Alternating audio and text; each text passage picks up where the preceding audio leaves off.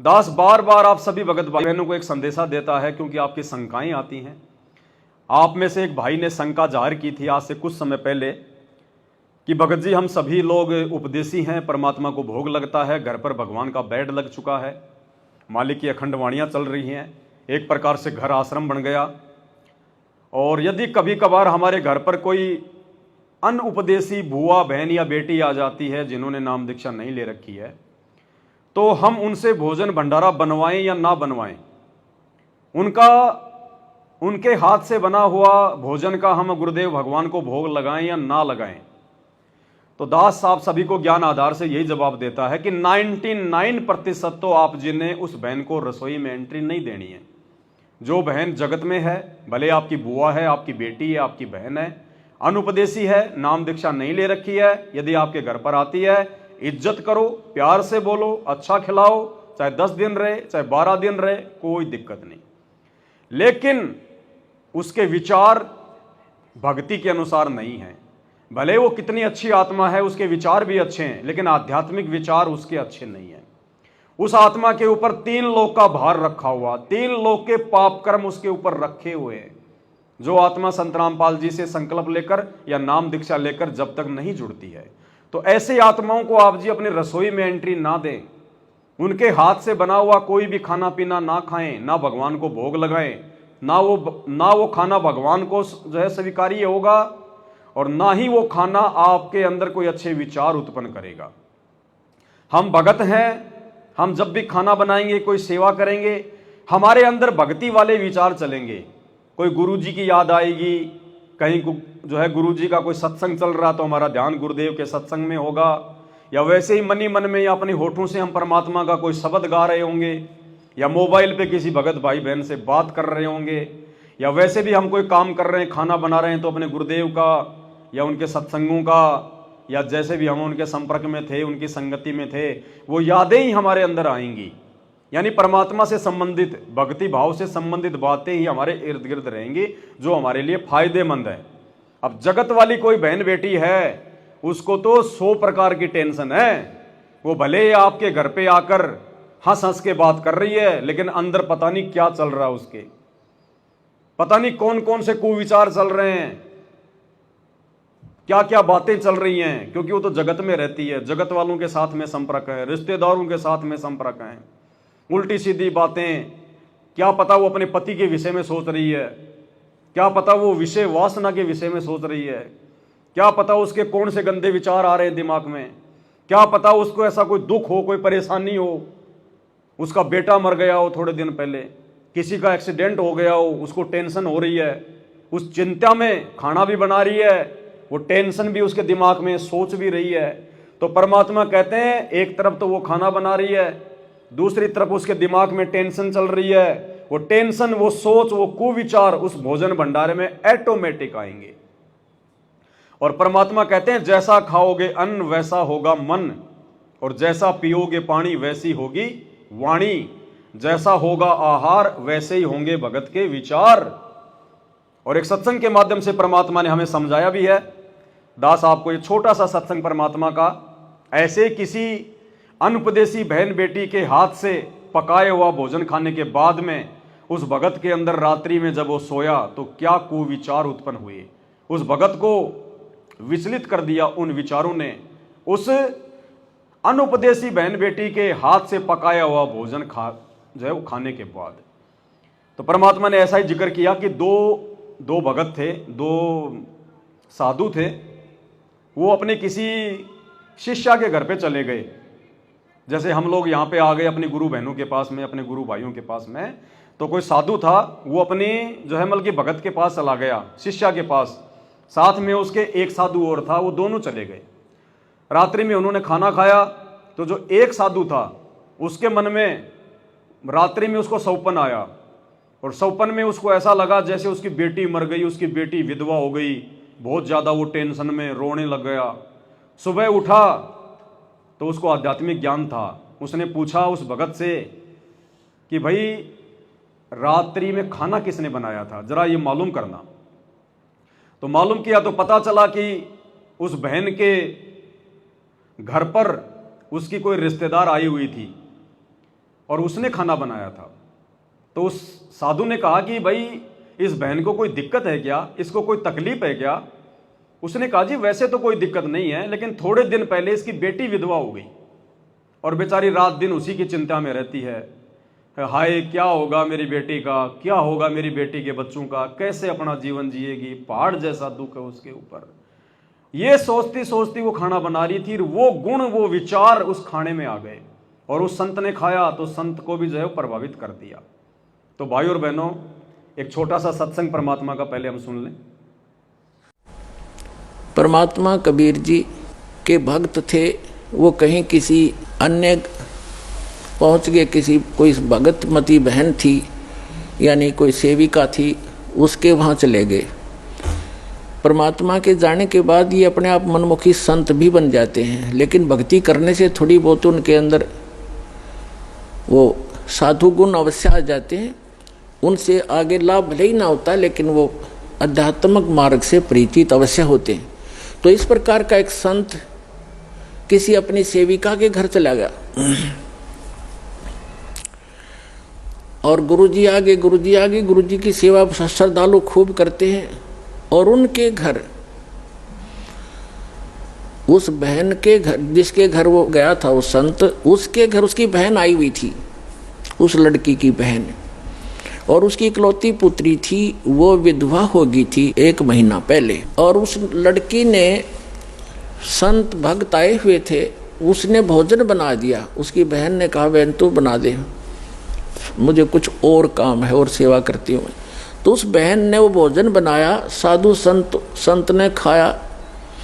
सुबह उठ के उसको सारी रात सपने आए, मेरी बेटी विधवा होगी, हे भगवान क्या होगा, मेरी बेटी विधवा होगी, इसके तो बालक भी छोटे छोटे हैं, अब इसका क्या हाल होगा है। आगे दूसरा पति, उसका भाई भी नहीं था पति का, बटेऊ का, अब इसका क्या रहा होगा, यानी इतनी चिंतित थी। तो सुबह उठ के उस संत ने कहा अपनी शिष्या से, बहन आज ये हमारा भोजन किसने बनाया था, ये कल रात का जो भोजन था ये किसने बनाया था? तो उसने बताया जी मेरी बहन आई हुई है, उसने बनाया था। अच्छा, क्या कोई आपत्ति है उसके ऊपर, कोई दुख है उसको? कहा महाराज जी घना दुख उसको, तो नाम तो उसने ले नहीं रखा। उसकी एक बेटी थी और वो विवाह कराया था, 2 बालक छोटे छोटे, उसके पति की मृत्यु होगी, विधवा होगी बेटी, यह बहुत दुखी है। तो पुण्यात्माओं, अब उसके द्वारा बनाए गए वो सोच विचार जो उसके थे उस अन्न में पहुंचे, और उस अन्न को खाने से उस संत भी डिस्टर्ब हो गया। और इसी प्रकार आप इस भक्ति, जैसे बहन बेटियां हैं, अब क्या करती हैं, मोबाइल परमात्मा ने चला दिए और बहुत से सिस्टम ऐसे चल गए हैं। ये इतना सहज मार्ग है पुण्यात्माओं, जैसे आरती करते हो, सुबह का नित्यनेम भी करते हैं, क्योंकि इसमें मानसिक काम नहीं है। जैसे खाना बनाया है, बनाना इस रूटीन है। अब जैसे गाड़ी चलाते हैं, अब उसमें मानसिक काम घना नहीं होता, अभ्यास हो जाता है इनका, अपने हाथों का अपने आप ही। तो उसमें भगवान की भक्ति, जैसे आरती लगा दी, आरती भी करता रहे और काम भी करता रहे। जैसे बहन आरती करती हैं या मंत्र करते करते नाम आरती, रोटी बना रहे हैं, मंत्र करने लगे, तो उनका असर उस अन्न में भी होगा और खाने वाले को भी वो अनुकूल करेगा, उसमें उसका लाभ देगा। तो इसी प्रकार ये साधना ऐसी है, इससे पूरे विश्व का कल्याण हो जाएगा। तो भाई और बहनों, हमें परमात्मा ने हर प्रकार की मर्यादाओं को लेकर कैसे सावधानी रखनी है, कहाँ कहाँ सावधानी रखनी है, अपने सत्संगों के माध्यम से सब कुछ पूर्व में जो है क्लियर किया हुआ है। हम नहीं समझ पाए, हमारी बुद्धि इतना काम नहीं की, इसलिए परमात्मा ने 7 संगतियाँ रखवाई, हजारों वीडियो परमात्मा ने बनवा दिए। ये गुरुदेव का वीडियो दास आज आपको पहली बार नहीं दिखा रहा है, कई बार दिखा चुका है, बहुत सारे हजारों वीडियो बन चुके हैं। तो उस बहन के विचार उस भोजन में आ गए और संतों को जो है प्रभावित कर दिया। तो इसी प्रकार परमात्मा ने अब इस वीडियो में हमारे को एक जानकारी दी गुरुदेव ने कि परमात्मा के जाने के बाद कुछ भगत जो होते हैं वो मनमुखी हो जाते हैं, लेकिन परमात्मा से प्राप्त भक्ति के आधार से कुछ उनके अंदर चेतना होती है, जिसके कारण उस भगत को मालूम पड़ गया रात्रि में सौपन के माध्यम से कि मैंने जो भोजन खाया है वो क्या था, खाना चाहिए था, नहीं खाना चाहिए था। तो देखो पुण्यात्माओं, परमात्मा की दया, उन साधु संतों को तो भोजन खाने के बाद में मालूम पड़ा, और दास को परमपिता परमेश्वर सतगुरु रामपाल जी भगवान ने भोजन खाने ही नहीं दिया। दास को परमात्मा ने पहले आभास करवा दिया, घर में एंट्री होते ही परमात्मा ने दास को प्रेरणा कर दी। मालिक ने जो है की दया बख्शी, कुछ परिस्थितियां भगवान ने ऐसी बना दी, दास को परमात्मा ने वो भोजन खाने नहीं दिया, क्योंकि असल में उस भोजन का भगवान को भोग लगा ही नहीं। भले हम सब ने मिलकर आरती कर दी, लेकिन फिर भी परमात्मा के विधान अनुसार उस भोजन का भगवान को भोग नहीं लगा। और भगवान जिस भोजन को स्वीकार नहीं करते, भोग नहीं लगाते, उस भोजन को खाना हमारे लिए जो है वो पाप खाने के बराबर है। गीता जी में ऐसा स्पष्ट लिखा हुआ है। जैसे हम आए बहन के घर पे, तो बहन ने जो है मतलब जलराम पकड़ा दिया और एक ट्रे, उस ट्रे में 2 प्लेट थी। एक प्लेट में तो आगरा के पेठे थे और दूसरी ट्रे में कुछ जैसे मतलब की बर्फी वगैरह जो बनाते हैं। तो हमारी तो आदत है, हम बाहर का खाना खाते नहीं बिल्कुल भी, चाहे कोई सलाह जीती क्यों ना लेके आ जाए। नहीं खाना तो नहीं खाना, परमात्मा ने बंद करवा दिया तो करवा दिया। तभी हमारे इन तीनों गुणों के ऊपर ये कंट्रोल होगा, नहीं तो नहीं होगा। तो वो तो हमने बिल्कुल मना कर दिया सभी भगत भाई बहनों ने कि भाई ये बाहर का खाना तो देखो बहन हम नहीं खाते, आगरा के पेठे वगैरह। क्योंकि आगरा में हमारे एक भगत भाई की खुद की आगरा के पेठे की दुकान है। अब उनके घर पे जाते हैं तो वहां भी हम आगरा के पेठे नहीं खाते, और उस भाई की खुद की दुकान है पेठे की। पहले वो कोऑर्डिनेटर था, वो बाद में साथ संगति समझ में आ गई, वो कोऑर्डिनेटर के जो है पद को उसने जो मतलब ठोकर मार दी, हट गया उस मैनेजमेंट से, बैठ के अपनी भक्ति कर रहा है। उस भाई की खुद की आगरा के पेठे की दुकान है, वो खुद भी आगरा के पेठे नहीं खाता, अपनी दुकान से वो पेठे नहीं खाता, केवल लोगों को बेचता है, खुद अपना सादा भोजन ही करता है। इतनी सावधानी हमने रखनी है। तो दास ने कहा कि बहन ये आगरा के पेठे तो हम खाएंगे नहीं, क्योंकि ये आपने अपने घर पे तो बनाए नहीं होंगे, ये तो आप बाहर से लाए होंगे। बोले हाँ। तो मुझको ये तो हम खाएंगे नहीं। तो बहन ने कहा कि ये जो बर्फी है ये हमने अपने घर पे बनाई है। तो 2 मिनट तो दास ने विचार किया, लेकिन फिर दास ने सोचा कि चलो भाई ठीक है, घर पे बनी हुई है। अब बहन ने अकेली तो बनाई नहीं होंगी, इनकी जो ये चचेरी बहन है इनका भी इनमें सहयोग होगा। फिर भी दास ने थोड़ा मान सम्मान के हिसाब से मतलब जो है 2-2 पीस हम सब ने उसमें ले लिए।